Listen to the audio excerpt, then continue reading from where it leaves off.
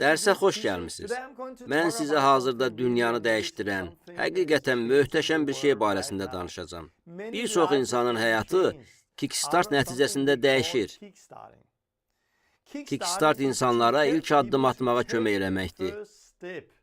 Yəni, əsas məsələ ilahiyyət deyil. Əsas məsələ həyatda icra eləməyimizdir. Məsələn, şəfa vermək haqqında dərsi artıq gördünüz. Lakin biz yalnız təlimi eşitməklə kifayətlənməməliyik. Biz həm də kəlama uyğun hərəkət eləməliyik. Biz eşitdiyimizə əməl eləməliyik. İnsanlara kickstart vermək üçün Allah bizə bir yol göstərdi. Onlar kəlama uyğun hərəkət eləməyə başladılar. Nəticədə bir çoxlarının həyatı dəyişdi. İman barədə danışanda anlamalıyıq ki, iman əzələ kimidir. Onu yalnız istifadə elədikdə güclənir. Əgər güclü imana malik olmaq istəyirsinizsə, o zaman artıq sizdə olan imanı istifadə eləməlisiniz. Yalnız onu məşq etdirəndə imanınızın böyüdüyünü görəcəksiniz. Buna görə də bu dərsi sizinlə bölüşməyi səbirsizliklə gözləyirdim. Dərsin sonunda mən sizə kickstart olunmağınız üçün ehtiyac duyduğunuz praktiki məsləhət verəcəyəm. Bu dərs sizin və ətrafınızdakı bir çox insanın həyatını dəyişə bilər. Allah sizə xeyir dua versin.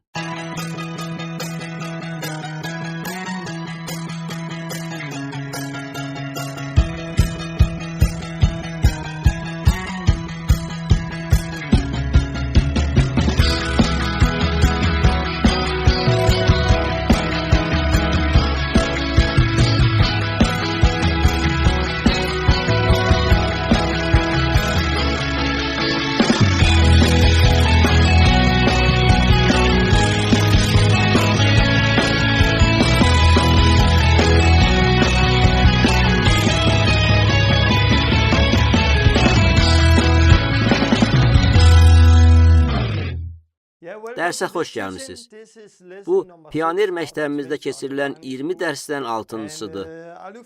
İndi sizinlə bölüşəcəyim dərs şagirdlik barədədir.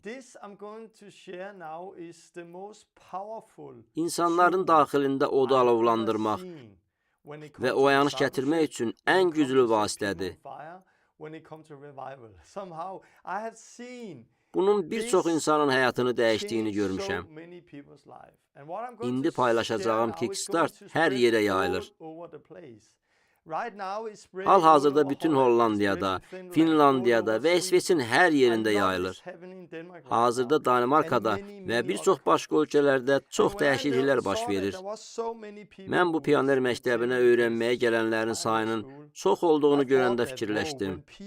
Şükür, insanlar mənim indi paylaşacağım həqiqəti anlasalar, bütün dünya dəyişəcək. Çünki bu çox güclü bir alətdir. Siz insanların dəyişdiyini görmək istəyirsinizsə, bundan istifadə eləyə bilərsiniz.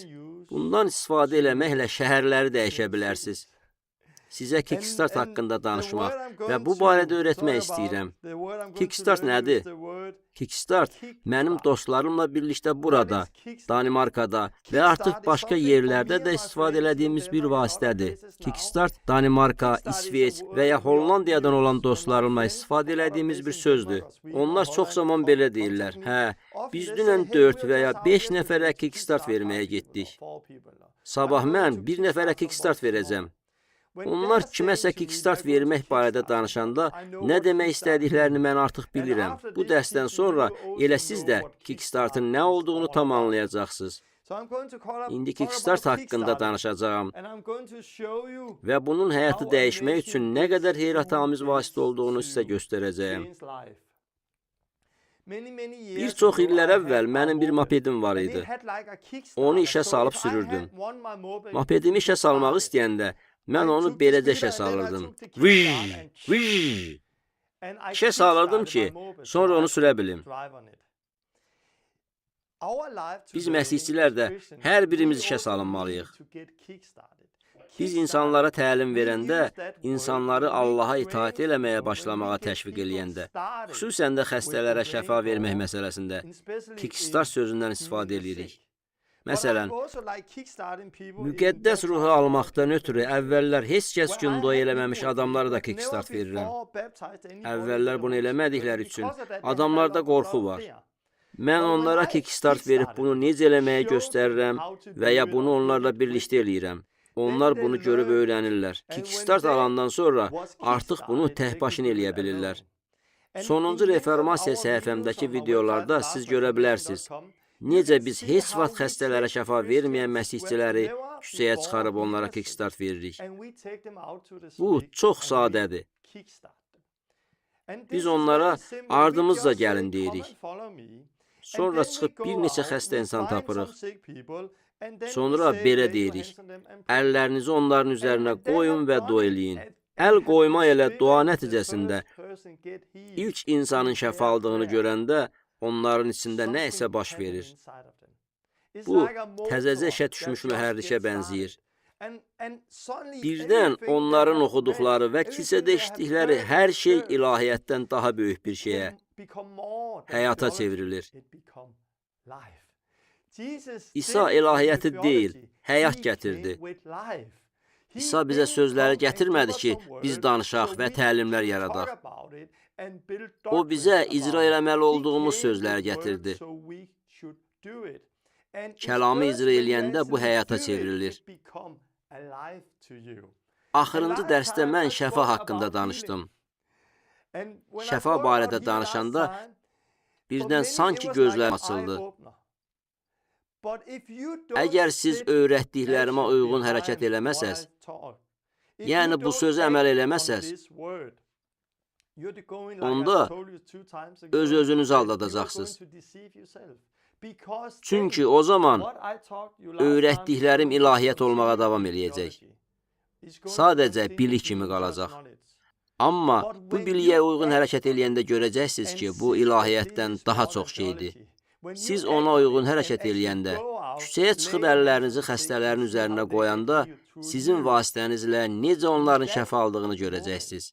Həmin an bu, həyata çevrilir. Sizin bunu ilk dəfə yaşamağınızı biz Kickstart adlandırırıq. İçinizdəki mühərrikə Kickstart verdikdən sonra siz deyəcəksiniz, bu nədir?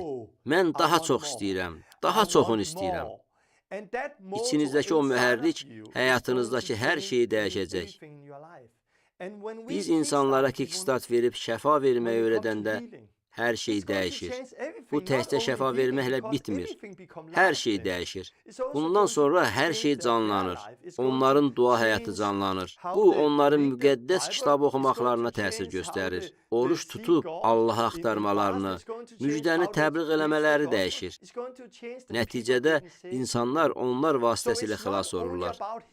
Bu yalnız şəfa verməklə bağlı deyil. İnsanlara şəfa vermək sayəsində Kickstart eləmək, onların içindəki mühərriki çalışdırmaq üçün yaxşı və asan bir yoldur. Sonuncu reformasiya adlı internet səhifəmdəki videolarıma baxsaz, ilk dəfə dua ilə adamlara şəfa verən adamların buna heyran qaldıqlarını görəcəksiniz.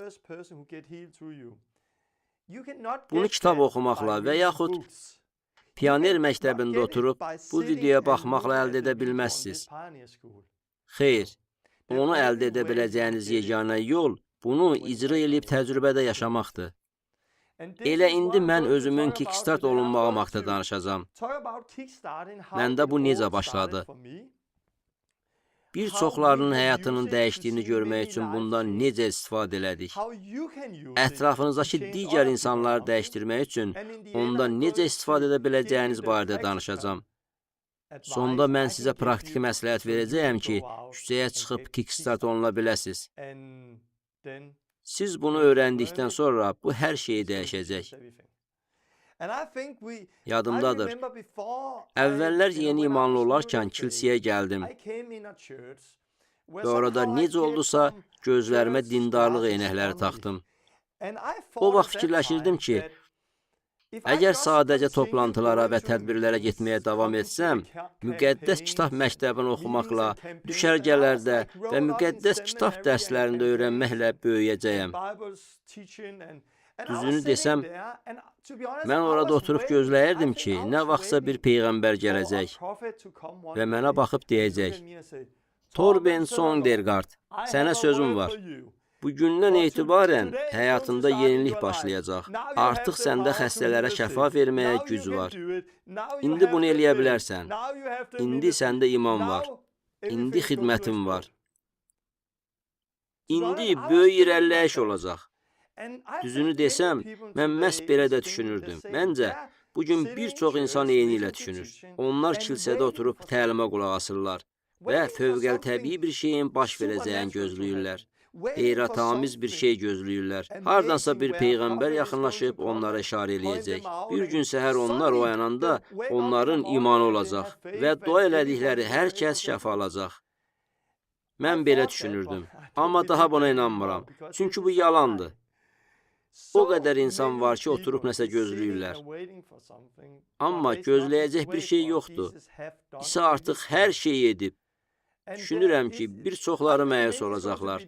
Çünki nə vaxtsa böyük bir xidmət alacaqlarını zənn eləyirlər. Xeyr. Düşünürəm ki, siz bunu icra eləməklə öyrənsəniz daha praktik olar. Əslində Kickstart da elə budur. Bu ilk addım atmaqdır. Siz bunu eləyərək öyrənirsiniz. İman əzələ kimidir. Onu çalışdırdıqca böyüyür. İman əzələ kimidir. Onu çalışdırdıqca böyüyür. Kilsədə oturub dinləməklə birdən-birə böyük iman sahibi olmayacaqsınız. Həyatında yenilik başlayacaq. Xeyr, bu belə olmur. Böyük imanı necə əldə eləyə bilərsiniz? Artıq sahib olduğunuzdan istifadə eləməklə. Bəs bu şeyləri eləməyi necə öyrənə bilərsiniz? Onları icra eləməklə. Bunu nə qədər çox eləsəz, bir o qədər yaxşı öyrənəcəksiniz. Daha sonra isə bunda inkişaf eləyirsiniz. Kickstart yalnız ilk addım atmaqdır. İnsanlar bu ilk addım atanda görürlər ki, mən bunu eləyə bilərəm. Sonra növbəti addım, növbəti addım və növbəti addım atırlar. Onlar bunun böyüyəcəyini və daha da böyüyəcəyini görə bilərlər. Xəstələrə şəfa vermək.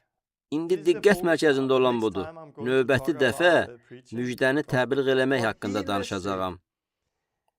Ancaq xəstələrə şəfa vermək və müjdəni təbliğ eləmək elə bir şey deyil ki, biz bunları istəyəndə eləyə bilək. Xeyr, bu İsa'nın bizə verdiyi əmrdir. Sən İsa'nın şagirsənmi? Onda özünü inkar eləyib çarmıxını götür. Çünki İsa'nın ardınca getməyə söz vermisən. İsa'nın verdiyi əmr budur. Xəstələrə şəfa verin və müjdəni təbliğ eləyin. Bunu eləməyi siz öyrənə bilərsiniz. İsa'nın etdiyi kimi şagird hazırlamağı öyrənsək, bu çətin deyil. Biz bunu etməklə öyrənirik. Gördüyünüz kimi, bu davam eləyir. Əgər İsa çarmıxda öləndən cəmi 2 gün sonra Yerusəlimə bir xəstə gəlib çıxsaydı, o belə deməzdi. Ola bilməz. Kaş ki 2 gün tez gələydim. Çünki 2 gün tez gəlsəydim, mən şəfa tapa bilərdim. Amma indi daha İsa yoxdur. Xeyr.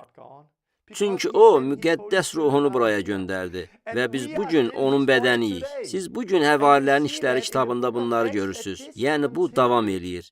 Həvarilərin işləri 5:16-da biz nə oxuyuruq? Xalq axın-axın gəldi. Onların hamısı şəfa aldı. Eyni ilə İsa sağ olduğu vaxt şəfa aldıqları kimi. Matta 9:35-də və Həvarilərin işləri 5:16-da oxuduqlarımız arasında yeganə fərq odur ki, əvvəlcə İsa fiziki olaraq yer üzündə yaşayırdı. İndi isə İsa'nın yer üzündəki bədəni müqəddəs ruhla sizdə və məndə hərəkət edir. İsa dəyişməyib. O, 2000 il keçdikdən sonra bugün də eynidir. Son dərsimizdə açıq-aydın gördük ki, biz bunu eləməyə çağırılmışıq. Lakin sonra biz ilahiyyəti öyrənirik. Din, ənənə gəlir. İlahiyyətimizə görə, öz təlimimizə görə aydın olan bütün bunları kənara qoyuruq. Məsələn, deyirik, şəfa ənamı hər kəsdə yoxdur. Mən bu barədə artıq danışdığım üçün indi yenə təkrarlamaq istəmirəm. Müqəddəs kitabdakı bu söz yazılıb. Bəli, şəfa ənamı hər kəsdə yoxdur. Bu, kiçik sətir üzərində qurulmuş təlim kilsədə əməlli başlı yer alıb. Müqəddəs kitabdakı səhv başa düşülmüş kiçik bir sətrin üzbatından bugün İsa'nın sözünə itaət eləməyən, Allaha sadiq olmayan milyonlarla məsihçilər var. Burada bu çox aydındır. İsa öz şagirdlərini bunu icra eləməyə çağırdı. İsa başqa şagirdləri çağırdı. İsa sonraki şagirdlərə də yeni tapşırığı verdi. Böyük mənzərədə hər şey çox aydındır. Bugün isə bunlar daha əhəmiyyətli deyil, daha hesaba alınmır. Çünki şəfa ənamı hər kəsdə yoxdur. Bu dindir. Kilsəyə daxil olmuş bir din. Biz bir sətri götürürük, bir ayəni oradan, bir ayəni buradan götürüb başqa bir şeyi ləğv eləyirik. Hər şeyi qüvvədən salırıq. Özü də bu, yalnız şəfa verməyə aid deyil. Dillərdə danışmaq məsələsi deyinidir. Mən buna daha sonra müqəddəs ruhla vəftiz eləmək barədə danışanda toxunacağam. Həvarilərin işləri kitabındakılar və İsa'nın dedikləri çox aydın olmasına baxmayaraq, bunların hamısını kənara qoyuruq. Deyirik, yox, bu belə deyil. Çünki bu bir sətir belə deyir, digər sətir isə elə deyir. Mən buna nifrət edirəm. Bəli, nifrət edirəm. Biz eynəyi çıxarmalı və böyük mənzərəni tam görməliyik. Elektron poçtla bir məktub almışam. Onu oxuyanda siz bunu bir daha görəcəksiniz. Mənə bir nəfər yazıb. Salam Torbin, dərslər üçün təşəkkür edirəm. Bazar günü toplantılarında biz cəmiyyətlə birlikdə bu dərslərə baxırıq. 5-ci dərsə baxdıqdan sonra uzun bir sükut çökdü. İnsanlar şoka düşmüşdülər. Bu nədir? Həqiqətən öyrənəcəyimiz çox şey var. Bu dərs bizə müzakirə eləməyə və bu barədə Allaha suallar verməyə təkan verdi. Bu mənə çox xoşdur. Amma sizə 2 sualım var. Dua elədiyiniz insanların hamısı şəfa alırmı? Mən cavab verə bilərəm ki, yox. Hamısı hələ ki şəfa almayıb. Çünki mən hələ də öyrənirəm. Mən getdikcə daha çoxlarının şəfa aldığını görürəm. Bəli, lakin dua elədiyim çox insanlar olub ki, şəfa almayıblar. Sizə bir söz demək istəyirəm. Paulun Korinflilərə dediyi sözləri xatırlayaq. Mən Məsihdən nümunə götürdüyüm kimi, siz də məndən nümunə götürün. Və yaxud, Məsihi təqlid elədiyim kimi, siz də məni təqlid eləyin. Həmin sözləri indi mən də sizə demək istəyirəm. Məsihi təqlid elədiyim kimi məni təqlid eləyin. Yəni, həyatımın hansı sahəsində mən Məsihi təqlid eləyirəmsə, siz də məni təqlid eləyin. Amma həyatımda Məsihi təqlid eləmədiyim başqa hallarda siz məni təqlid eləməməlisiniz. Mənə bir sual verə bilərsiniz. Sən özün bunu edirsən? Əgər mən yox cavabı versəm, siz deyə bilərsiniz. Onda mənə də bunu eləmək lazım deyil. Ey, sən mənim deyil, Məsihin ardınca getməlisən və deməlisən, mən sənin ardınca getmirəm. Mən hər hansı bir insanın ardınca getmirəm. Mən Məsihin ardınca gedirəm. Və elə ona görə də Məsihə baxıram. Yəni, həyatımda səhvlərim olanda və hələ püxtələşməmiş yerləri görəndə bunu bəhanə eləməyin. Çünki bu sahədə siz məni təqlid eləməli deyilsiniz. Məni yalnız Məsihi təqlid elədiyim halda təqlid eləyin. Bunu sizə aydın deməliyəm. Daha sonra bu dərsdə mən sizə çox praktiki məsləhətlər verəcəyəm. Bunlar bir çox insanlara, xəstələrə dua eləməkdə, ilk addım atmaqda yardım edəcək praktiki məsləhətlərdir. Mən bu praktiki məsləhətləri hər kəsin başlaya biləcəyi səviyyədə sadələşdirirəm. Mənim bu məsləhətlərim çox praktikidir. Məsələn, mən deyəcəm ki, ağır xəstəliklər üçün dua eləməklə başlamayın. Əzələləri, iman əzələlərinizi istifadə eləməyə başlayın. Qaldıra bildiyiniz bir çəki ilə başlayın.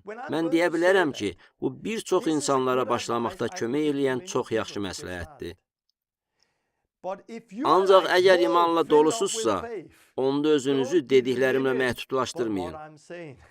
Çünki mənim məsləhətlərim insanların böyüməsinə kömək eləmək üçündür. Hər birimizin imanı müəyyən səviyyədədir. Hamımız böyüyürük. Elə mən də böyüyürəm. Siz mənim videolarımda bunu görə bilərsiniz.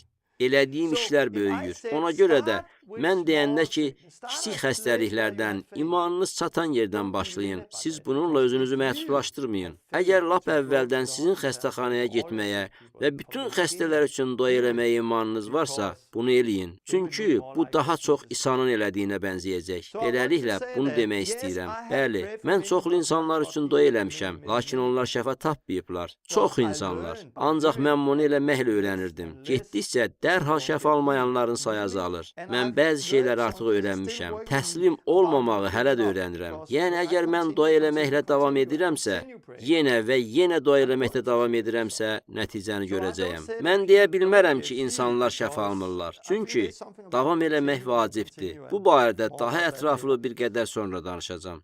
Adamları maraqlandıran başqa bir sual da var. Axı xəstəxanalarda şəfaya ehtiyacı olan çoxlu sayda çarəsiz xəstələr var. Bəs siz niyə xəstə axtarmaq üçün küçələrə və ticarət mərkəzlərinə gedirsiniz? Mən həmçinin deyə bilərəm ki, kilsələrdə də çoxlu xəstə var. Bu belə olmamalıdır. Amma belədir. Mən niyə küçələrə gedirəm? Çünki orada daha çox azadlıq var və mənim üçün azadlıq çox vacibdir. Ticarət mərkəzinə gedəndə orada özümü sərbəst hiss eləyirəm. Lakin orada işləyən mühafizəçi yanıma gəlib desə ki, sənin burada bunları eləməyə icazən yoxdur. O zaman mən dayanıram və çıxıb getməliyəm. Çünki kiminsə məni izlədiyini və məni dayandırmağa çalışdığını görmək üçün daim ətrafıma boylanmalı olsam, insanlar üçün sərbəst dua edə bilməyəcəm. Ona görə də xəstəxanaya çox vaxt getmirəm. Məsələn, Danimarkada buna icazə verilmir. Mən xəstəxanada olmuşam və xəstələr üçün dua eləmişəm. Eyni zamanda düşünürəm ki, lazımlı təcrübə əldə eləmək çox yaxşıdır. Elə bu səbəbdən də bunu əsasən küçələrdə daha çox eləyirəm ki, bu bizə imanımızın böyüməsinə kömək eləyir. Elə bu da kickstart verməyin əsas hissəsidir. Amma mən xəstəxanada da olmuşam və yeni xilas olmuş insanların elə ilk günü xəstəxanaya getdiklərini də görmüşəm. Çünki məndə olan qorxu xofu onlarda yox idi. Yadınızdadır, mən Məsihi təqlid elədiyim kimi siz də məni təqlid edin. Amma mən hələ də həyatımda qorxu xofu ilə mübarizə aparıram. Mən böyüyürəm, azad oluram. Amma keçmişim bəzən mənə təsir göstərir. Mənim də çoxlu adət-ənənələrim var ki, onlardan azad olmalıyam.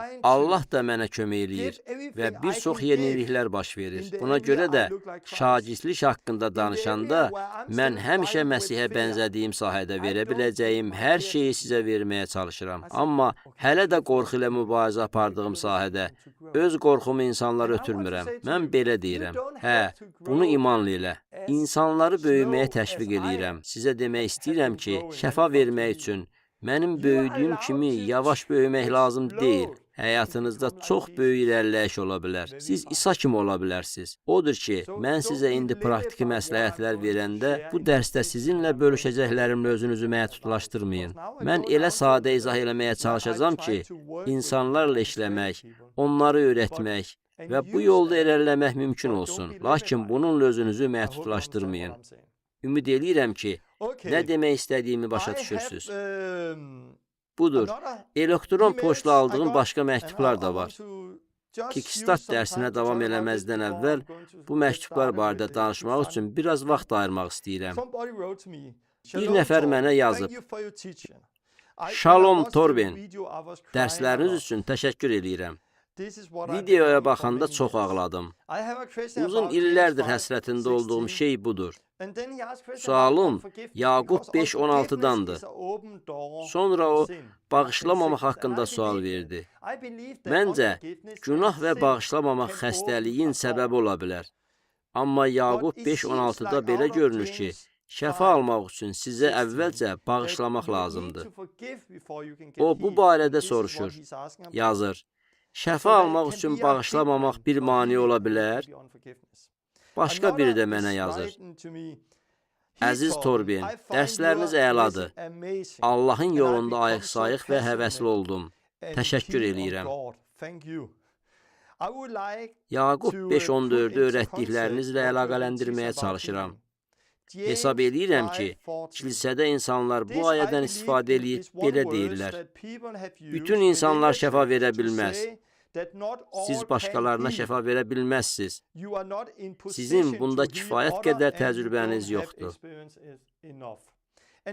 Bunlar Yaqub 5:16 haqqında aldığım 2 məktubdur və indi bunu araşdıracağıq. Onun məktubundakı son cümlələrə baxaq. Siz başqalarına şəfa verə bilməzsiniz. Sizin bunda kifayət qədər təcrübəniz yoxdur. Sizin bunda kifayət qədər təcrübəniz yoxdur. Bu cümlə barədə düşünməyə çalışın. Kimsə sizə deyə bilər, sənin kifayət qədər təcrübən olmadığı üçün şəfa verə bilməzsən. Əslində isə bu söz çox ağılsız və mənasızdır. Özünüz fikirləşin. Eynilə suda vəftizi aid mən sizə deyirəm. Yox, sən əvvəllər heç kimi vəftiz eləmədiyin üçün indi vəftiz eləyə bilməzsən. Bu, elə eyni şeydir. Sizə deyirəm, əvvəllər vəftiz eləmədiyinə görə vəftiz eləyə bilməzsən. Bəs onda mən nə vaxt vəftiz eləməyə başlaya bilərəm? Birinci dəfə vəftiz eləməzdən əvvəl kimi vəftiz eləmisiniz? Siz kiməsə belə deməzsiniz. Kifayət qədər təcrübəniz olmadığı üçün bunu edə bilməzsiniz. Əgər bunu eləməyə mənə icazə verilmirsə, onda nə vaxt təcrübə əldə eləyə bilərəm? Görürsünüz, bu necə ağlasılmaz bir şeydir?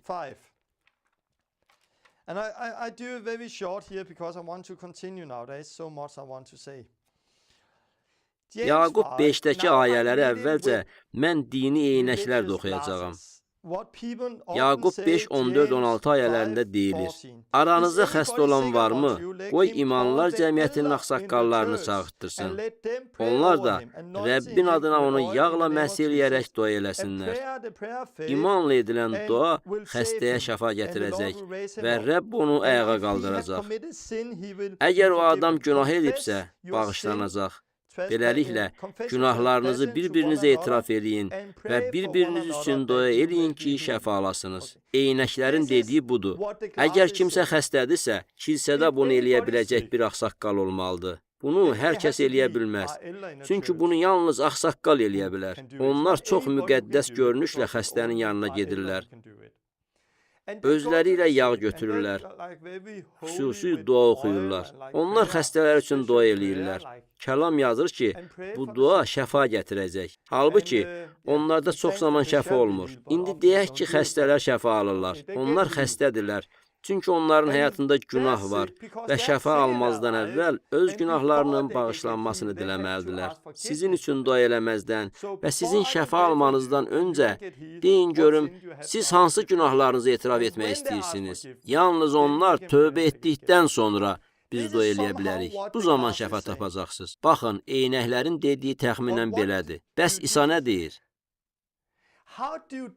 Bununla necə uyğunlaşır? İsa dedi ki, xəstələr üçün yalnız ağsaqqallar dua eləyə bilərlər. Xeyr. İsa'nın sözlərini oxuyanda və müqəddəs kitabın başqa yerlərində deyilmir ki, əgər həyatınızda günah varsa, siz şəfa almayacaqsınız. Xeyr. Onların hamısının həyatlarında günah olub və dua elədikləri insanların hamısı şəfa alıblar. Təkcə ağsaqqallar deyil, hamı dua eləyirdi. Bəs yağla məs eləmə haqqında nə demək olar? Hamını yağla məs elə bilərikmi? Müqəddəs kitabın başqa hissələrində yağ haqqında çox yazılmayıb. Bəs onda biz nə eləyək? Müqəddəs kitabda çox aydın şəkildə deyilənlərə zidd görünən bir söz yazılıbsa, onda necə? Demək istəyirəm ki, hər bir vəziyyət üçün müqəddəs kitabda tam mənzərəni göstərən çox aydın yazılar var. Ancaq bunun əksi kimi görünən də bir ayə ola bilər. Bu zaman siz bilməlisiniz ki, tam mənzərə həmişə həqiqəti söyləyir. İlahiyyət müdaxilə eləyib deyir, yox, bu doğrudur. Böyük mənzərə səhvdir. Xeyr, böyük mənzərə həmişə doğrudur. İsa'ya baxın. Əgər bu tam mənzərə səhvdirsə, onda biz nə eləyək? Onda dua edib Allahdan istəyək ki, Allah bu mətni bizə açıqlasın. Çünki bu həqiqətdir. Əgər bu ayə fərqli bir söz deyirsə, onda burada başa düşmədiyim nə isə var. Cəmi 3 gün əvvəl bir vəhy aldım. Mən tam heyrət içində idim. Müqəddəs ruh yer üzündə yeganə ən yaxşı müəllimdir. O bizə həqiqəti öyrədəcək və həqiqət bizi azad eləyəcək. Beləliklə, bu sual alanda mən Yaqub 5-ci fəsli tam başa düşmürdüm. 3 gün əvvəl İncili oxuyarkən belə deyirdim: Ay Allah, bilirəm ki, bu həqiqətdir, amma bu ayələri başa düşmürəm. Gözlərimi aç, bu ayələrin mənasını anlamağa kömək elə. Qəflətən Allah mənə açıqladı. Müqəddəs ruh gəldi və mən həqiqəti gördüm. İndi mən heyrət içindəyəm və bu çox möhtəşəmdir.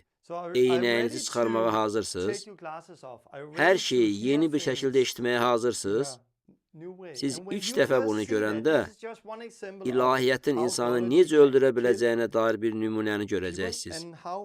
Eynəyinizi çıxardanda birdən hər şeyi yeni bir şəkildə görəcəksiniz. Yaqub 5-ci fəsli. Demək istəyirəm ki, Yaqubun məktubunun hansı vəziyyətdə yazıldığını bilməlisiniz. Yaqubun məktubu əlimizdə olan ən qədim məktubdur. Beləliklə, bu imanlılar cəmiyyətinin əvvəlində yazılmış bir məktubdur. O vaxt Stefan artıq daşqalaq edilmişdi. Yəhudi mənşəli məsihçilər hər tərəfə yayılmışdılar. Və Yaqub onlara həmin bu məktubu yazdı. Beləliklə, bu əlimizdə olan ən qədim məktubdur. İmanlılar cəmiyyətinin başlanğıcında yazılmış məktub. Yeni imana gəlmiş bir çox insanlar üçün çox praktiki bir məktubdur. Burada İsa'nın dağüstü vəzində sadaladığı bir çox sözləri qeyd olunur. Bu, iman, əməl, müqəddəslik, Allah kimi olmaq, günah və bir-birinin qayğısına qalmaq haqqında olan praktiki bir məktubdur. Bu, yeni iman gətirənlər ünvanlanmış çox sadə və praktiki bir məktubdur. Siz bunu anlamalısınız. Sonra Yaqub onlara sual verir. Aranızda xəstə olan varmı? Aranızda xəstə olan sözü çox məna verə bilər. Bu, müqəddəs ruhla dolu olan güclü məsihçiləri nəzərdə tutmur. Xeyr. Burada deyilir, aranızda xəstə olan varmı? Qoy imanlılar cəmiyyətinin ağsaqqallarını çağırtırsın. Ağsaqqal vəzifə deyil, təyin olunmuş bir kəs deyil, rəhbər deyil. Burada istifadə edilən ağsaqqal sözü, itkin oğul hekayəsində də istifadə edilir. Luka 15-ci fəsildə. Böyük oğlu çöldə işləyirdi. Böyük oğul üçün istifadə edilən söz imanlılar cəmiyyətindəki ağsaqqal sözü ilə eynidir. Həmin sözə başqa yerdə də rast gəlmək olur. Həvarilərin işləri 2:17-də. Cavanlarınız görüntülər, ağsaqqallarınızsa röyalar görəcək. Yenə də eyni sözdür. Lakin burada kilsədəki ağsaqqal barədə oxuyanda yenə eynəklə baxırıq. Bir vəzifə barədə düşünürük. Əslində isə xeyr, ağsaqqal sadəcə daha çox təcrübəli, yaşda daha böyük deməkdir. İmanlılar cəmiyyətində ağsaqqal təkcə yaşla əlaqəli bir şey deyil. Daha yaşlı adam daha təcrübəli olur, əlbəttə ki. Həmçinin çox yaş yetkinlik deməkdir. İmanlılar cəmiyyətinin yaşlı, yetkin adamlarını çağırın, dua eləsinlər, yağla məhs eləsinlər. Bu, imanlılar cəmiyyətinin başlanğıcında idi və orada öz ənənələrindən məhs etmə barədə bilən yəhudilər var idi. Beləliklə, yağ onlara inanmağa, bunun nə ilə əlaqəli olduğunu başa düşməyə kömək edirdi. Amma şəfa verən yağ deyil. Belə yazılıb. İmanla edilən dua xəstəni sağaldacaq. O deyir, aranızda xəstə varmı? Daha yetkin olanları çağırsın. Onlar da gəlib xəstəyə şəfa versinlər. Çünki aranızda xəstə varsa, deməli, hələ yetkin deyil. İsa'nın çarmıqda nə elədiyini başa düşmür. Xəstəyə də şəfa verə bilmir. Buna görə də şəfa verə bilən bir kəsi çağırsın. Sonra deyir, günahlarınızı bir-birinizə etiraf eləyin. O, günahlarınızı bir-birinizə etiraf eləyin sözünü təkcə xəstələrə demədi. Yox, hamıya dedi, günahlarınızı bir-birinizə etiraf eləyin. Niyə? Onlar şəfa alsınlar? Yox, günahlarının bağışlanmasını əldə edə bilsinlər. Çünki bir-birinə günahları etiraf edəndən sonra deyir, Salih adamın duası çox güclü və təsirlidir. Sonra o salih adam olan İlyasdan danışır. İlyas dua elədi və Allah möcüzə göstərdi. Burada o nə deyir? Onların arasında xəstələr var. Onların arasında xəstələr var. Və Yaqub onlara deyir ki, imanlılar cəmiyyətindən bir neçə ağsaqqalı və ya daha yetkin olan adamları çağırın. Gəlsinlər, xəstələrə şəfa versinlər. Ola bilsin ki, günah içində olduğuna görə xəstəsən, tövbə elə və azad ol. Sonra Yaqub oradakı adamlara deyir, günahlarınızı bir-birinizə etiraf edin. Günahını etiraf edin. Niyə? Çünki 1 Yəhya 1:9 deyir ki, günahlarımızı etiraf ediriksə, Allah sadiq və ədalətli olduğu üçün günahlarımızı bağışlayacaq və bizi hər haqsızlıqdan təmizləyəcək. Günahlarını bir-birinə etiraf elədikcə, onlar salih sayılırlar. Çünki Allah onları bağışladı və sonra onlar dua edəndə insanlar şəfa alacaqlar. Xəstə adam şəfa üçün dua eləyə bilmir. O şəfa almır. Çünki oradakı insanlar ona şəfa verə bilmirdilər. Onların həyatlarında günah var idi. Buna görə də Yaqub onlara deyir, salih olan bir kəsi çağırın, qoy gəlib imanla dua eləsin, xəstəyə şəfa versin. Sonra bir-birinizə günahlarınızı etiraf eləyin və bundan sonra başlayın bir-biriniz üçün dua eləməyə. Bundan sonra daha imanlılar cəmiyyətin ağsaqqallarını çağırmağa ehtiyac olmayacaq. Çünki hamı xəstələrə şəfa verə bilər. Görürsünüz, birdən ayələri anlamağa başlayırsınız və oxumağa davam etsəz, fəslin sonunda oxuyursunuz. Günahkarı azlığı yolundan qaytaran, onun canını ölümdən xilas edər. Bu, oxuduqlarımızdan biraz sonra deyilir. Müqəddəs kitab heç vaxt günahkar sözünü yenidən doğulmuş güclü məsihçilərə, Allahla yaşayan məsihçilərə aid eləmir. Müqəddəs kitab bizim haqqımızda müqəddəslər deyir. Kanifdəki müqəddəslərə, Efesdəki müqəddəslərə, biz müqəddəs olmalıyıq. Amma burada görürsünüz ki, günahkar söz işlədilir. Onların arasında olanlar salih deyildilər və buna görə də xəstələrə şəfa verə bilmirdilər. Ona görə də Yaqub deyir ki, imanlılar cəmiyyətindən ağsaqqallar, yetkin insanları çağırsınlar və qoy onlar gəlsinlər, xəstələrə şəfa versinlər. Sonra siz bir-birinizə günahlarınızı etiraf edin, günahlarınızdan bağışlanma əldə edin, salih olun. Çünki günahları etiraf edirsinizsə, Allah sadiq və ədalətli olduğu üçün günahlarınızı bağışlayacaq və sizi hər haqsızlıqdan təmizləyəcək. Salihin duası çox güclüdür. Görürsünüz, ayənin mənası budur. Oldu. Sadəcə bunu izah eləməliydim. Buna çox vaxt sərf elədim. Amma bu həqiqətən vacibdir. Kickstart. Kickstart nədir? Və hər şey necə başladı? Mənim üçün 6 il əvvəl başladı. Mən şəfa haqqında dərs verirdim və dərsin adı belə idi. Xəstələrə şəfa ver. Bunun üçün sənə 1 saat vaxt lazımdır. Dərsi belə adlandırdım. Xəstələrə şəfa ver. Bunun üçün sənə 1 saat vaxt lazımdır. Çünki şəfa barədə dərs cəmi 1 saat davam eləyirdi. Amma sonra ağlıma bir fikir gəldi. Mən bu barədə yalnız danışmamalıyam. Bunu göstərməliyəm. Dərsi bir düşərgədə deməliydim. Ona görə də dərsdən bir gün əvvəl 1 aydır ki, xilas olmuş bir cavan oğlanı götürdüm və ona sual verdim. Xəstə üçün dua eləmək, ona şəfa vermək istəyirsənmi? Bəli, əlbəttə. Yaxşı, 1 saat buna vaxt ayıra bilərsən? O razılaşdı. Mən dedim ki, indi saat 4:52-dir. 1 saatdan sonra 5:52-də yenə bu yerə qayıdacaq. Buna hazırsanmı? Yaxşı, mənimlə gəl. Biz maşına mindik və şəhərə getdik. Mən ardımca gəl dedim. Bir neçə xəstə tapdım. Onlar üçün dua elədim və şəfa aldılar. Ona dedim, gördün, indi növbə sənindir. Mən başqa bir xəstəni tapdım və dedim, indi sən elə. O da dua elədi və adam da şəfa aldı. 1 saatdan sonra əvvəlki yerimizə qayıtdıq. Bəli, biz qayıtdıq, çox sağ ol. Sonra ona dedim, Bu barədə heç kimə demə. Çünki sabah bunu dərsdə demək istəyirəm və insanların əvvəlcədən bunu bilməsini istəmirəm. Bu sürpriz olmalıdır. O dedi, yaxşı. Amma sonra başqa cür oldu. Əvvəlcə çadırdan çadıra qaçaraq hamıya başına gələnləri danışdı. Bunu görəndə öz-özümə, maraqlı da dedim. Ona qadağan etmişdim. Lakin bu barədə adamlara danışmaya bilmədi. Başına gələnləri hər kəsə danışırdı. İsa'nın ilk şagirdi də belə idi. İsa ona dedi ki, heç kimə danışmasın.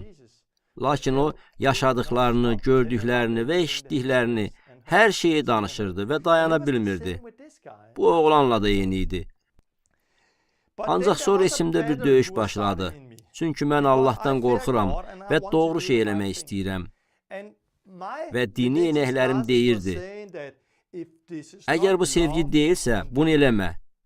Sevgi olmalıdır. Ruh tərəfindən idarə olunmalısan. O vaxt mən sevgi ilə idarə olunmurdum. O vaxt ruhun idarəçiliyini hiss eləmirdim. Düzünü desəm, bunu yalnız növbəti gün insanlara şəhadət kimi göstərmək üçün elədim. Bunu etməyimin yeganə səbəbi bu şəhadət adamlara göstərmək idi. Bəs mən neyniyim? Allah, mənə kömək elə. Mənə kömək elə, Allah, mənə göstər. Səhv bir şey eləmək istəmirəm. Sənin idarəçiliyini istəyirəm, deyə dua eləyirdim. Mən bunu sevgi ilə və düzgün şəkildə eləmək istəyirdim. Daxilimdə mübarizə gedirdi. Həmin axşam bir toplantıdaydım və orada dayanıb dua eləyirdim. Sonra səcdə rəhbəri olan bir qadın ayağa qalxıb, hamını onunla birlikdə dua eləməyə çağırdı. Mənim bir oğlum var, adı Yevadır. Mənimlə onun üçün dua edərsiniz. O Allahla yaşamır. Mən də düşündüm. Yeva, biz bugün Yeva adlı bir kəs üçün dua eləmişdik və o, bu kilsəni tanıyır. O müjdəni qəbul eləməyə çox hazır idi. Maraqlıdır. Ona görə də sonra qadına yaxınlaşıb soruşdum. Oğlunuzun adı Yevadır? Qadın bəli dedi. Ayağında problem var? O mənə baxıb dedi. Bəli, bunu hardan bilirsən? Daha ayağı ağrımır. Bugün günorta o şəfa aldı. Qadın heyran qaldı və mənim üçün bu həqiqətən güclü bir təsdiq idi. Çünki daxilimdə mübarizə gedirdi. Bu düzgündürmü? Məni sevgi idarə etmirdi. Müqəddəs ruhum mənimlə danışığını hiss etmirdim. Mən bunu növbəti gün dərsdə şəhadət eləmək üçün etdim. Düşünürdüm ki, bu düzgün deyil. Amma bu təsdiqdən sonra gördüm ki, biz ruhun rəhbərliyi altındayıq. Çünki həmin axşam qadın duasına cavab aldı. Onun oğlu üçün dua eləyən mən deyildim. Onun üçün dua eləyən yeni imanlıydı. Və o vaxtdan etibarən saysız qədər şəhadətlər oldu. Biz gedib kickstart eləyəndə sevgi hiss eləməyə bilərik. Amma sevgi həmişə bir hiss deyil. Müqəddəs ruhun rəhbərliyi belə bir şey deyil. Xeyr, bu çox praktikidir. Allah bizə bunu eləməyə əmr eləyib. Bunu eləyəndə hiss eləsək də, hiss eləməsək də bizi ruh idarə eləyir. Bununla bağlı çoxlu şəhadətim var. Məhəbbət yoxdursa, heç nə eləyə bilməzsiniz. Özünüzü oda təslim etsəniz belə, lakin məhəbbət yoxdursa, heç nə eləyə bilməzsiniz. Məhəbbət sizə təkcə xəstələrə şəfa vermək üçün deyil, məhəbbət sizə yaşamaq üçün lazımdır. Məhəbbət bizə müqəddəs ruh vasitəsilə verilir. Yenidən doğulmusanmı, onda daxilində sevgi var. Amma fəal eləmək lazımdır. Bunu necə eləmək olar? Kilsədə oturub gözləməklə deyil. Xeyr, İsa izdihamı gördükdə onlara rəhmi gəldi. Bu sevgini nə vaxt yaşayırsan? Adamların yanına gedəndə. Əvvəlcə bunu hiss eləmirsən. Amma adamların yanında olanda məhəbbət daxilində böyüyür. Bu barədə çoxlu şəhadətim var. Məsələn, mən İsveçdə idim. Bəzi insanlar dedilər, gəlin gedək, kickstart istəyirsiniz? Gedək, mən bir nəfəri kickstart üçün küçəyə çıxartdım. Sadəcə təcrübədə göstərmək üçün. O başlamaq istəyirdi. Ona görə də onu küçəyə çıxardım. Amma biz küçəyə çıxanda nə oldu? O bir qadınla, bir qızla tanış oldu və dedi, ay, mən buddistəm. Mən nə İsa'ya, nə Tanrıya, nə də xristianlığa inanmıram. Amma bir neçə gün əvvəl bir yuxu gördüm. Bir mələk yanıma gəldi və dedi ki, küçədə mənə əvvəllər eşitmədiyim bir şey söyləyəcək bir nəfərlə görüşəcəm və bu adam məni dayandırdıqda dinləməliyəm. Çünki onlar həqiqəti deyirlər. Çoxlu şəhadətim var. Biz küçəyə çıxanda Allah bizi istiqamətləndirir. Amma biz evdə oturub heç nə eləməyəndə bu baş vermir. Xeyr, biz küçəyə çıxanda olur. Mənim üçün Kickstart belə başladı. Amma sonra bir neçə il ərzində bunu eləmədim. Çünki bunun nə qədər güclü olduğunu başa düşmürdüm. Bir neçə ildən sonra Danimarkada Tom adlı bir dostum var idi. O heç vaxt heç kimi Məsihə gətirməmişdi, xəstəyə şəfa verməmişdi. O, heç kimi suda və ya müqəddəs ruhda vəftiz eləməmiş bir oğlan idi. Mən onunla əlaqə saxladım və o vəftiz olundu. Həqiqətən də Allahla çox güclü tərzdə görüşdü. O, yalnız dövlət kilsəsində körpəykən vəftiz olunmuşdu. Ona görə də yenidən vəftiz olundu və azad oldu. Onun həyatında çox şeylər baş verdi. Bir gün mən onunla görüşdüm və arvadı mənə yazdı. Sən gələndə Tommy ilə küçəyə çıx. O bunu istəyir. Ümid eləyirəm ki, bunu edəcəksən. Yaxşı, bunu eləyərəm dedim. Yemək yeyəndə və qəhvə içəndə mən dedim. Tommy, küçəyə gedək. Mən bilmirdim və Tommy də bilmirdi ki, Tommy'nin arvadı elektron poçtla mənə məktub yazanda Tommy'nin xəbəri yox idi. Elə bilirdim, onlar bu barədə razılaşıblar. Amma Tommy'nin arvadı əri ilə bu barədə danışmamışdı. Arvadı sadəcə onun danışmağından və heç nə etməməyindən çox yorulmuşdu. Bu yalnız sözlərdir. Ona görə də onun sadəcə danışmağından bezdiyi üçün mənə yazdı. O yazdı, Tommy'ni küçəyə çıxara bilərsən? Mən də yaxşı dedim. Ona görə də Tommy'ni kickstart eləmək üçün onu küçəyə çıxartdım. Mən ona xəstələr üçün necə dua eləməyi göstərdim. Bir xəstəni tapdım. İndi dua elə. Tommy ilk xəstə insan üçün dua eləndə kickstart baş verdi. Onun daxilində nə isə dəyişdi. Çünki qorxu getdi. Çünki o cəhd elədi. O ilk addımı atana qədər, əslində bunun təsirini görənə qədər qorxu hiss eləyirdi. Kickstart isə onun daxilində nə isə dəyişdi, mühərrik işə düşdü. Bu, 1 il yarım əvvəl baş verdi. O vaxtdan bəri Tommy hər həftə xəstələr üçün dua edir və xəstələr şəfa alırlar. Arvadı ilə birlikdə o, son 1-2 ildir ki, qeyri-xristiyan mənşəli 18 nəfəri Məsihə gətiriblər. Onlar xilas olublar və suda vəftiz olunublar. Müqəddəs ruhla vəftiz olunublar və sonra özləri də eyni şey edirlər. Onlar da indi video çəkirlər. Onun videolarını görən İngiltərədən insanlar bir neçə həftə əvvəl buraya gəlmişdilər. Onlar katolik idilər, gəldilər, xilas oldular. Suda və müqəddəs ruhla vəftiz olundular. Onlar kickstart olundular və evlərinə getdilər. Avstraliyada olan bir şəxs Danimarkada çəkilmiş videonu gördü. Təyyarəyə minib Tommy ilə görüşmək üçün, kickstart olunmaq üçün Avstraliyadan Danimarkaya uçdu. Sonra o Avstraliyaya qayıtdı və orada da eyni şey eləyir. Beləliklə, Tommy'nin həyatındakı bu kickstartdan sonra 18 nəfər xilas oldu və bir çox insan kickstart oldu. Cəmi bir ay əvvəl Danimarkada bir elmişçi müəllim var idi. Onun yanına getdi və onu kickstart elədi. O zaman o tövbə elədi. Çünki bunun sadəcə ilahiyyatdan daha böyük bir şey olduğunu gördü. Tövbə elədi və həqiqətən Allahla görüşdü. İsa ilə həyat yaşamağa başladı. Onun şəhadəti Danimarkanın ən böyük xristiyan qəzetində dərc olundu. Onun başqa bir dostu da var idi. Onu da kickstart elədi. O əvvəl 25 il ərzində kilsədə oturmuşdu və 25 il ərzində yalnız bir nəfəri xilasa gətirmişdi. Amma o vaxtdan etibarən xəstələr üçün dua eləyir və keçən ay demək olar ki, hər gün xəstələrə şəfa verirdi. Son 3 həftədə o 3 nəfəri Məsihə gətirdi. Hazırda bu, Danimarkada sürətlə yayılır və bütün dünyada yayılır.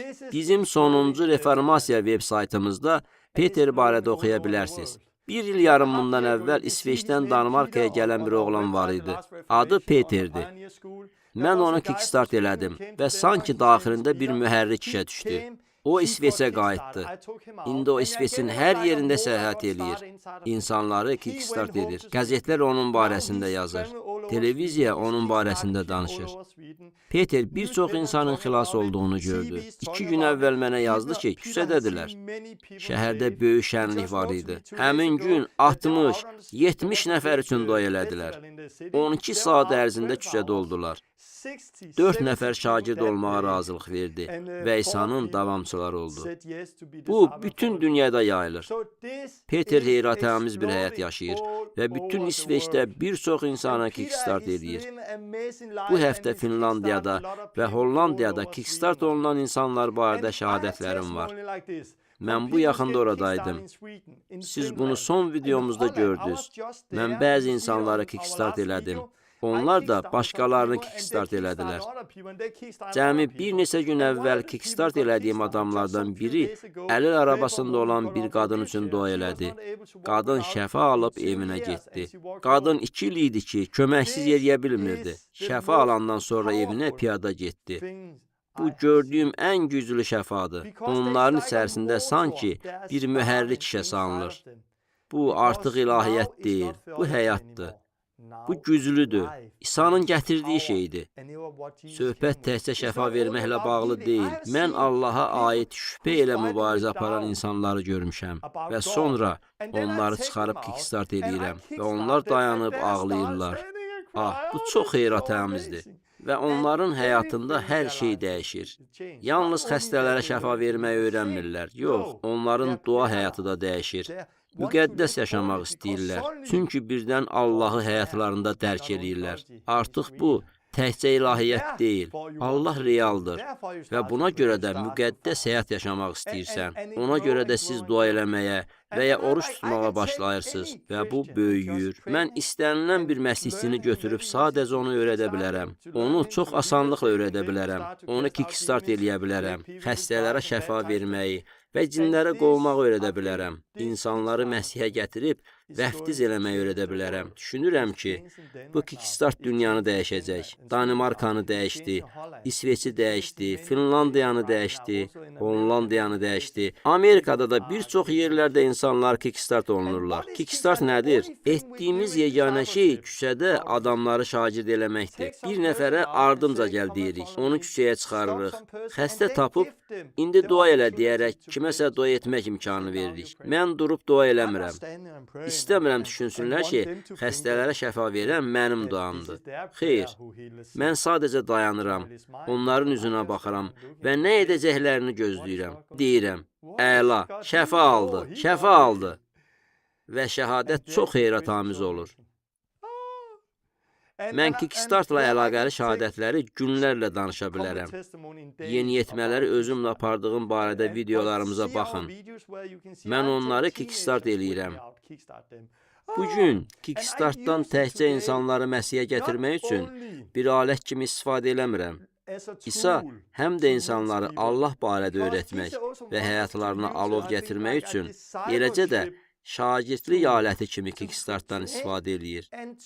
Və yenə görürəm ki, Allah möcüzələrlə təsdiq eləyir. Görürəm ki, Allah bunu sevir. Şahidliyim var. Mən bir müddət əvvəl Hollandiyadaydım və şənbə günü axşam McDonald'sda bir neçə gənclərlə kilsədən sonra oturmuşdum. Allahı tanımaq istəyən 2 qız var idi. Dedim, həqiqətən Allahı tanımaq istəyirsinizmi? Dedilər, bəli. Həqiqətənmi Allahı tanımaq istəyirsiniz? Dedilər ki, bəli. Yaxşı, növbəti 10 dəqiqə ərzində sizə dediklərimin hamısını eləyin və Allahı tanıyacaqsınız. Buna hazırsınızmı? Mənə elə baxırdılar, sanki dəliyəm. Siz buna hazırsınız?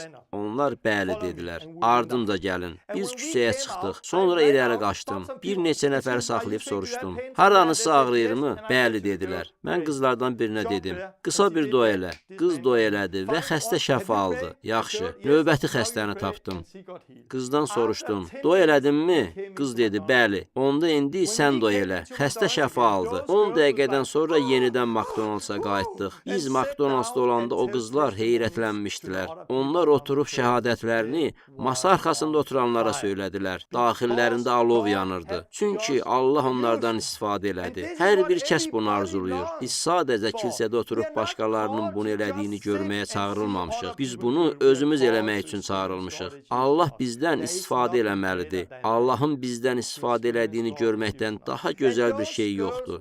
O qızların daxilində alov yanırdı. Bir neçə il əvvəl mən insanların Allahla görüşməsini istəyəndə onları bir toplantıya dəvət edirdim. Ümid edirdim ki, toplantıda bir peyğəmbər onları üst tutub, sən deyəcək və o insanlar Allahı tanıyacaqlar. Lakin dəfələr olub ki, onlar toplantılarda Allahla görüşmədilər. Toplantıda onlar Allahla görüşmədilər. Bəziləri Allahı tanıdılar. Çoxları isə Allahı tanımadılar. Bugün isə insanlar Allahın həqiqi olduğunu görmək istəyəndə, Allahla görüşmək istəyəndə mən onlara sadəcə ardımca gəl deyirəm. Küçəyə çıxıb bir neçə xəstə adam tapırıq. Çünki küçədə hər an nəyinsə baş verdiyini görəcəksiniz. Küçədə hər dəfə həyat dəyişir. Buna görə də insanların daxilində alov yandırmaq üçün Kickstartdan bir vasitə kimi istifadə edin. Həmin gecə Polşada McDonald's-da belə oldu və sonra da davam elədilər. Bazar günü şəfa almış başqa bir qız üçün dua elədilər. Şəfa almış qız kilsəyə gəldi və həyatını İsa'ya həsr elədi. Sonra qardaşını, dostunu və anasını da kilsəyə gətirdi. O, müqəddəs ruhla vəftiz olundu və bütün kilsə qarşısında şəhadət elədi. Həmin gün bir nəfər də xilas oldu. Həm də bir neçə insanın daxilində alov başladı. Çünki mən küçəyə çıxıb insanları kickstart elədim. Buna yalnız 10 dəqiqə vaxt ayırdım. Kickstart güclü vasitədir. Sizə demək istəyirəm, ey küçəyə çıxmağı bacaranlar, insanları dayandırıb xəstələr üçün dua edə bilənlər, kickstart alətindən istifadə eləyərək insanların daxilində alov yandırın. Danimarkada bir dostum var. 2 gün əvvəl mənə zəng eləyib dedi, Torben, bu çox güclüdür. Bundan sonra yalnız bunu eləyəcəm. Bu çox güclüdür. Mən kilsədə idim. Bu barədə danışmağa başladım və yanıma bir çox il əvvəl Allah üçün atəş itirmiş bir qadın gəldi. Mən onu çıxarıb Kickstartla işə saldım və indi onun daxilində yenidən Allah üçün alov yanır. Kickstart çox güclüdür. Demək istəyirəm, bunu bacarırsınızmı? Digər insanları küçəyə çıxarın və onlara öyrədin. İnsanları çıxarın və onlara kickstart eləyərək işə salın. İndi isə praktiki şeylər öyrətmək istəyirəm. Bunu necə edə bilərsiniz? Etməklə öyrənirsiniz. İman əzələ kimidir. Yalnız ondan istifadə elədikdə böyüyür. Bugün problem ondadır ki, kilsədə bir çox insanlar heç vaxt iman əzələlərini istifadə eləməyiblər. Ona görə də ağır bir şeyi qaldırmaq istəsələr, onu qaldıra bilməzlər. Niyə? Çünki onlar heç vaxt iman əzələlərindən istifadə eləməyiblər. Əzələləri işlətmək istəyəndə yük onlar üçün həddən artıq ağır gəlir. Məsələn, çox vaxt onlar kilsədəki insanlar üçün dua eləməyə başlayırlar və kilsədə onlar ən xəstə insanlar üçün dua edirlər. Bunlar üçün minlərlə dəfə dua edilib. Yalnız onlar üçün dua edirlər. Bu, başlaya biləcəyiniz ən pis yerdir. Çünki kilsənin içərisində çoxlu din var, çoxlu ənənə var və orada uzun bir dua oxuyursunuz. Allahın sizi eşitməsi üçün kilsədə uzun dualar edirsiniz. Xeyr, başlamaq üçün kilsədən kənara çıxmalısınız. Küçəyə çıxın. İsa, mən sizinləyəm demişdi. Bunu küçədə görəcəksiniz. Kilsədən kənarda insanların düşüncə tərzi fərqlidir. Küçədəki insanlar uzun dualar vasitəsilə eşidildiyini və şəfa alacaqlarını düşünmürlər. Xeyr, küçədə daha asandır. İnsanlar bəzən səhv olaraq öz ailə üzvləri ilə başlayırlar. Bu asan deyil. Çünki sən çaşsan, ailə üzvləri həmişə sənə baxıb düşünəcəklər. Ah, o düzgün dua eləmədi, səhv dua elədi, heç nə baş vermədi. Buna görə ailə üzvləri ilə başlamaq çox vaxt çətindir. Kilsədəki insanlarla başlamaq çox vaxt çətindir. Ancaq tanımadığınız insanların yanına gedəndə fərqli olur. Çünki onlar sizə baxmırlar və şəfa əynamınız varmı deyə düşünmürlər. Küçədə olanlar şəfa əynamı haqqında bilmirlər, sənə baxmırlar və sizin ilk dəfə dua elədiyinizi bilmirlər. Xeyr, onlar sizi tamamilə fərqli şəkildə görürlər və buna görə də şəfanı qəbul eləmək onlar üçün daha asandır. Kilsədən kənarda şəfa üçün dua eləməyin daha asan olduğunun başqa bir cəhəti də odur ki, çaşsaz uzaqlaşırsınız və onları bir daha görməyəcəksiniz. Hər gün onlarla görüşməyəcəksiniz. Buna görə tanımadığınız insanlarla başlamaq daha asandır. Buna görə də küçədə başlamağa çalışın. Yenə deyirəm, iman əzələ kimidir. Əgər 50 kilo bir yük varsa, mən 50 kilonu qaldıra bilmərəm. Amma mən 5 kilo qaldıra bilərəm. Onda nə eləyim? 50 kiloqramı qaldırmağa cəhdlərimi davam edim. Uğursuzluğa düçar olsam, imanım heç yoxdur, gücüm çatmır, heç nə qaldıra bilmirəm. Yox, çox şey qaldıra bilərsən. Bəlkə də indi 50 kilo qaldıra bilməzsən. Amma 50 kilo qaldıra bilmiriksə, bu o demək deyil ki, heç nə qaldıra bilmirik. Çox vaxt belə olur. Kilsədə ən xəstə insanla başlayırıq. O insanın şəfasını görməyəndə heç kimə şəfa verə bilməyəcəyimizi düşünürük. Lakin siz bunu eləyə bilərsiniz. Əgər xilas olmağınız üçün imanınız varsa, xəstələrə şəfa vermək üçün də imanınız var. Əvvəlcə müqəddəs ruhla vəftiz olunmalıyam. Əvvəlcə suda vəftiz olunmalıyam. Xeyr, buna ehtiyac yoxdur. Bu vacibdir və mən bu barədə sonra danışacağam. Amma şəfa vermək üçün buna ehtiyac yoxdur. Əgər xilas olmaq üçün imanınız varsa, xəstələrə şəfa vermək üçün də imanınız var. Amma çoxları 50 kilodan başlayır. Buna görə də bacarmırlar. 50 kilonu qoyun kənara, küçəyə çıxın, yaxşı təcrübə toplayın və inamınızı artırın. 5 kilo üçün əzələlərinizi hazır eləyəndən sonra 10 kilo qaldırmağa başlayın. 10 kilo rahat qaldırmağı öyrənəndən sonra 20 kiloya keçin. 20 kilo qaldırandan sonra vaxt gələcək, 50 kiloda qaldıra biləcəksiniz. Çoxları belə başlamalıdır. Bilin ki, iman əzələ kimidir. Yalnız istifadə elədikdə böyüyür. Qaldıra bilmədiyin bir yük varmı? Onda get və başqa bir yük tap və onu qaldırmağa başla. 5 kilo tap, 2 kilo tap. Küçədə bir nəfəri, bəlkə bir gənc adamı tap. Gənc adamı tap. Ona yaxınlaşıb soruş. Bağışlayın, üzr istəyirəm. Ağrıyan yeriniz var və sadəcə kürəyində və ya çiynində və başqa yerində ağrısı olan bir kəsi tapın və sonra əllərinizi qoyun. Əgər çiyindirsə, əllərinizi çiyninə qoyun. Necə dua eləyim? Qısa bir dua eləyin. Əsas necə dua elədiyiniz deyil, sadəcə dua eləməkdir. İsa'nın adı ilə dua eləyin. Bu çiynə deyirəm ki, İsa'nın adı ilə sağlam ol və sonra yoxlayın. İlk dəfədən şəfa olmasa, yenidən dua eləyin. İsa'nın adı ilə şəfa al, cəhd eləyin. Bəlkə 5 kilo qaldıra bilmirsiniz, 1 kilo qaldıra bilərsiniz.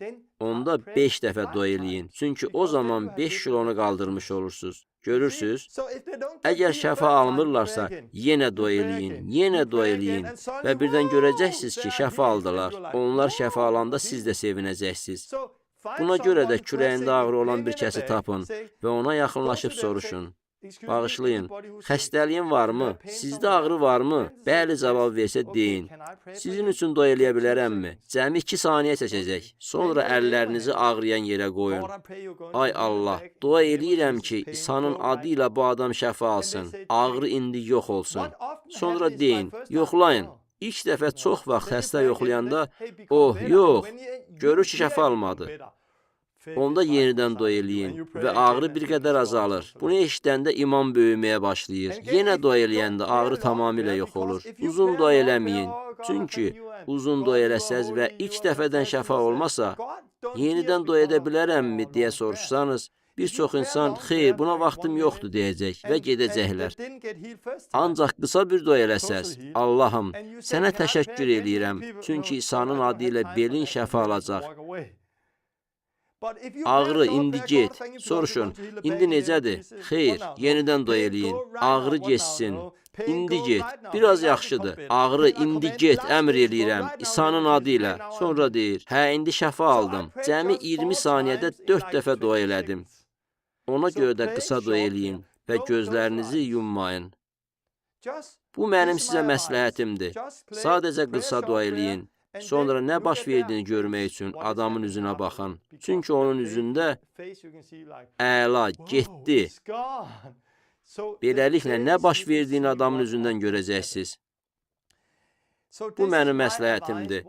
Bunu hamıya deyirəm. İnsanların yanına gedib, bağışlayın, mən xristiyanam, mən o kilsədən gəlmişəm deməyin. Bəlkə Amerikada bunu edə bilərsən, amma Danimarkada mən gedib, xristiyanam demirəm. Amerikada bəzən bunu deməyə yaxşı hesab edirəm. Buna görə də düzgün sözləri özünüz üçün tapın. Danimarkada və bir çox başqa yerlərdə gedib deyirəm, bağışlayın. Bədəninizdə ağrı var və sonra çiyin və ya kürəyinizdə və ya bir yerdə ağrınız varmı? Bəli, belim ağrıyır. Niyə soruşursunuz? Deyirəm, çünki biz insanlara şəfa veririk. Sizin üçün dua edə bilərəmmi? 2 saniyə çəkir. Sonra əllərinizi qoyun və dua eləyin. Gülümsəməklə başlayın. Bağışlayın, sizdən bir şey soruşa bilərəm. Bədəninizdə hardasa ağrı varmı? Onlardan bunu soruşun və sonra ağrıdan danışın. İsa haqqında danışmaqla başlamayın. Müqəddəs kitab haqqında danışmaqla başlamayın. Kilsə haqqında danışmaqla başlamayın. Ağrıdan danışın. Harda ağrım var? Neçə vaxt ağrıyır? Çünki o zaman rahatlaşırlar və səninlə tanış olurlar. Gəlib İsa desən, əvvəlcə fikirləşirlər ki, nə istəyirsən? Odur ki, onun yanına gəlib, bağışlayın, bir yerinizdə ağrınız varmı? Deyə soruşun. Sonra onlar üçün dua eləyin. Onlar şəfa alandan sonra deyə bilərsiniz. Bilirsiniz nə baş verdi? Müqəddəs kitabda oxuduğum şeydir. Mən məsihçiyəm. İsa deyir və sonra müjdəni onlara danışın. Ağrıları yoxdursa və nədir ki soruşurlarsa sadəcə deyin. Mən məsihçiyəm və xəstələr üçün dua eləyirəm. Sonra onlarla Allah haqqında danışıram. Mən özüm çox vaxt belə eləyirəm. İnsanlar çox vaxt mənə bu sualı verirlər. İlk duadan sonra adam şəfa almasa, neçə dəfə dua eləmək lazımdır? Bunu özünüz hiss eləməlisiniz. Çünki duanı bir neçə dəfə etsəz, bəzi insanlar razı qalırlar. Bəzən insanları evimə dəvət edirəm və duanı davam etdiririk. Ta divarı yarıb keçənə qədər. Ancaq küçədə çox vaxt bunu eləmək olmur. Bəzən mən onlardan istəyirsinizmi deyə soruşuram və nömrəmi onlara verirəm ki, sonra duanı davam edək. Başqa bir şey, dərhal şəfa almayan insanlara şəfa almadın sözünü demirəm. Bir çox şəhadətlər var ki, şəfa aldıqları görünməsə də, əslində şəfa alırlar. Yadımdadır, bir müddət əvvəl İsveçdə küçədə bir neçə adam var idi və biri kilsədə səcdə rəhbəri idi. Küçənin kənarında bir qız gördüm və səcdə rəhbərinə dedim, mənimlə gəl, ora getməliyik. Allah nə isə bir şey eləmək istəyir. Mən ona tərəf istiqamət hiss elədim və dedim, mənimlə gəl. Bu qızın yanına getdik və dedim, bağışlayın, ağrıyan yeriniz varmı? Yoxdur, dedi. Dəqiq yoxdur? Yox. Təəccübləndim və ağlıma gəldi ki, mədədə ağrısı varmı? Yox. Düşündüm, yaxşı, sənin üçün dua eləyə bilərəmmi? Bəli, heç bir hiss olmadı, böyük bir şey baş vermədi, dua elədim və o, Allahın qüdrətini hiss elədi. Mən həqiqətən ona tərəf istiqaməti hiss elədim. Nə hiss elədin? Heç nə? Heç nə? Yox. Mən səcdə rəhbəri ilə orada dayanmışdım. Ona şəfanı göstərmək istəyirdim. Möcüzəli şəfa olacaqdı. Amma heç nə olmadı. Və mən, yaxşı, oldu dedim. Danışmaq asan deyildi. O İsveçli idi, İngilis dilini yaxşı bilmirdi. Mən səcdə rəhbərinə dedim, onunla İsa haqqında danış. Yox, deyə düşündüm və xəcalətdən yerə girmək istəyirdim. Bu görüşü unutmaq istəyirdim. Bu görüşü unutmağa çalışdım. Pis şeyləri unut. Yaxşı şeyləri yadda saxla, pis şeyləri unut. Bu mənim həyat tərzimdir. Yaxşı şeyləri yadda saxlayın. Böyümək üçün istifadə eləyin. Pis şeyləri unudun. Paul Filiplilərə 4:8-də deyir, yaxşı olan nə varsa bu barədə düşünün. O qızla yaşadığım anları unutmağa çalışdım. 2 aydan sonra səcdə rəhbəri ilə birlikdə İsveçin həmin şəhərinə qayıtdım. O dedi, bir neçə ay əvvəl dua elədiyimiz qızı xatırlayırsan? Düşündüm, unutmağa çalışdım. İndi yadınızdadırmı deyə soruşur. Oho, bunu niyə soruşur? Bəli, yadımdadır dedim. O dedi, o qız şəfa aldı. Bunun xoş olduğunu xatırlamırdım. Dedim, nə demək istəyirsən? Eşitməmsən? Hə, bir ay sonra şəhərdə gəzirdim və birdən gənc qız diskotekadan qaçaraq çıxdı. O dedi, səninlə danışmalıyam, mən səninlə danışmalıyam. Yayda yadınızdadırmı? Siz və bir nəfər mənim üçün dua elədiniz. Yadımdadır dedim. O dedi, məndə mədə problemim olub olmadığını soruşdu. Yox dedim. Bütün həyatım boyu bir problem yaşamışam. Amma bunu etiraf eləməkdən qorxdum. Dua edəndə isə şəfa aldım. O vaxtdan bəri daha mədəmdə heç bir problem yoxdur. Sonra o yenə mənim üçün dua elədi və məndən Allahı tanıyırsanmı soruşdu. Mən yox dedim.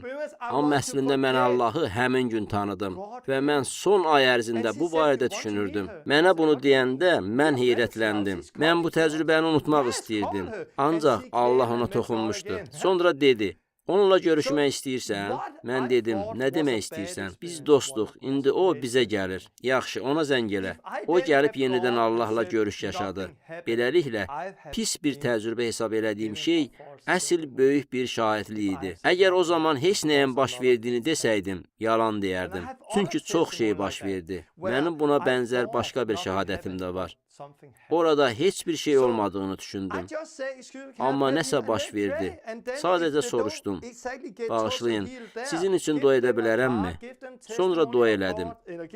Əgər tam şəfa olmasa, nömrəmi verirəm. Allah barədə şəhadət edirəm və müjdə ilə bölüşürəm. Onlarla gəzirəm və deyirəm. Əgər daha çox eşitmək istəyirsənsə, yenidən görüşə bilərik. Mənimlə əlaqə saxlayın. Sonra mən onlardan ayrılıram və Allahın onlarda necə işlədiyini görürəm. Amma yenə də siz etməklə öyrənirsiniz və insanlara yaxınlaşmağın yolunu özünüz üçün tapmalısınız. Əsas o deyil ki, siz bunu necə edirsiniz. Əsas bunu eləməkdir. Allaha itaət eləyin. İlk dəfə Kickstart zamanı küçədə biliyinizi və əzələlərinizi inkişaf elətdirməyi öyrənməyə başlayırsınız. Sonra ailə üzvləri üçün dua eləmək, işinizdə olan insanlar üçün dua eləmək və ya kilsədəki insanlar üçün dua eləmək daha asan olur. Çünki əzələlərinizi işlətməyə başlamışsınız. Məşq elədikcə sonra daha böyük və ağır şeyləri qaldıra biləcəksiniz. Yenə də İsa'nın ardınca gedin və mən İsa'nın ardınca getdiyim kimi məndən nümunə götürün. Əgər artıq imanınız varsa, küçəyə çıxın və bunu eləyin. İnsanların çoxu kiçik şeylərdən başlayır. Başlayın, küçəyə çıxın. Bir xəstəni tapın. Əllərinizi onların üzərinə qoyun. Dua eləyin. Birincisindən sonra digərinə keçin. Sadə şeylərdən başlayın. Bir neçə saatdan sonra böyük bir şey ola bilər. Start üçün İsveçdən gələn dostum Peter kimi. Onlara kiçik xəstəliklərdən başlayın dedim. Onlar da kiçik xəstəliklərdən başladılar. Lakin sonra dedilər ki, əlil arabasında olan var. Mən dedim, yox, gəlin kiçik xəstəliklərdən başlayaq. Buna görə də kiçik xəstəliklərdən başladıq. Ertəsi gün isə onlar tək qaldılar. Əlil arabasında olan birinin yanına getdilər və xəstə şəfa tapdı. Orada olmamağım yaxşı idi. Çünki o gün orada olsaydım, yenidən kiçik xəstəliklərdən başlayaq deyərdim. Yenə deyirəm, dediklərimlə məhdudlaşmayın. Ən əsası odur ki, işə başlayın və Allahın tapşırığını yerinə yetirin. İndi bunu eləməyin vaxtıdır. Siz Məsihdə kim olduğumuz haqqında təlim eşitmisiniz. Şəfa ənamına ehtiyacınız yoxdur. İsa hamını şəfa verməyə çağırıb. Səni çağırıb. Siz itayət və bilik haqqında dərsi eşitmisiniz. Əsas bilik deyil, əsas itayətdir. İndi bilirsiniz ki, iman əzələ kimidir. Ondan istifadə eləyəndə böyüyür. İndi ondan istifadə eləmək lazımdır. Mən sizə bir tapşırıq verəcəyəm. Növbəti həftə ərzində siz kickstart olunmalısınız. Növbəti həftə bəzi xəstələr üçün dua eləyin və onların şəfasını görün. Sizə təklif elədiyim şey budur ki, küçəyə çıxın və heç vaxt rastlaşmadığınız ən azı 3 xəstə insan tapın. İnsanlara deyin, bağışlayın, mən bir xəstə tapmalıyam. Ağrısı olan insanları tapın. Ən çətini çox vaxt onlar üçün dua eləmək deyil, onları tapmaqdır. Çox vaxt kimisə tapmazdan əvvəl 10, 20 və ya 30 nəfəri dayandırmalı olursan. Amma yenə də bunu eləməklə cəsarəti öyrənirsən. Bir xəstəni tapın və deyin, bağışlayın, ağrıyan yeriniz varmı? Əllərini onun üzərinə qoyun. İlk duadan sonra şəfa almasa dayanmayın. Ən azı 3 dəfə dua eləyin. Ağrısı olan 3 nəfəri tapın. Ən azı 3 dəfə dua eləyin. Siz təəccüblənəcəksiniz. Yükü qaldıra bildiyinizi aşkar edəcəksiniz. İnsanların şəfa aldığını görəcəksiniz. Siz kickstart olunub işə başlayacaqsınız və bu həyatınızı dəyişəcək. Amerikadan olan dostum Don kimi başqalarının sizi kickstart etməyinizə ehtiyacınız yoxdur. Mən ora gedəcəkdim. O dedi, Torben, gəl və məni kickstart elə.